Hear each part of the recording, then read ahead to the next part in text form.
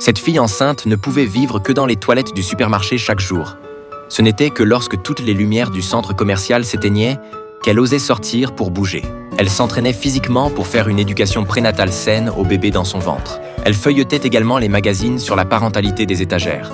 Quand elle avait faim, elle buvait un peu de lait pour compléter ses apports nutritionnels. Quand elle était fatiguée, elle sortait une couverture du supermarché pour dormir. Elle avait même délibérément réglé de nombreux réveils pour éviter de trop dormir et d'être découverte. À l'aube, elle rangeait soigneusement les articles qu'elle avait utilisés un par un, s'assurant de ne pas causer trop de pertes au supermarché.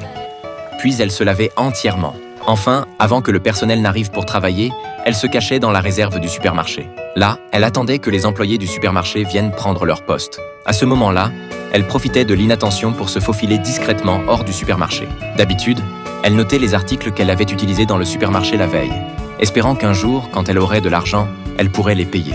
Jusqu'au soir, elle faisait semblant d'être une touriste et se cachait à nouveau dans les toilettes. Et ainsi de suite, jour après jour. Cette fille s'appelait Amy.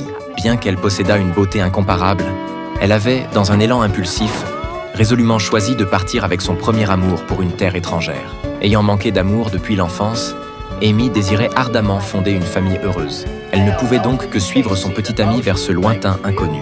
En raison de sa grossesse, les pieds d'Amy étaient devenus exceptionnellement enflés, à tel point que par inadvertance, elle avait laissé tomber sa chaussure hors de la voiture. Elle avait justement vu un grand supermarché au bord de la route. Elle avait donc prévu d'aller au supermarché pour acheter une paire de chaussures confortables. Mais quand elle était sortie du supermarché, elle n'avait pas pu voir la silhouette familière de son petit ami. Celui-ci ne lui avait laissé qu'un vieil appareil photo. De peur que son petit ami ne puisse pas la trouver à son retour, elle ne pouvait qu'attendre assise sur un banc à l'extérieur du centre commercial. Une religieuse atteinte de la maladie d'Alzheimer prit Amy pour sa fille décédée. Même si elles se ressemblaient simplement beaucoup, avant de partir, la religieuse donna son adresse à Amy, espérant de tout cœur qu'Amy pourrait lui rendre visite si elle avait le temps.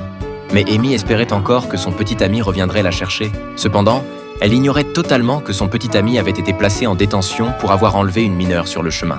Le matin, en quittant le supermarché, Amy pensa à l'adresse que la religieuse lui avait donnée. Elle alla trouver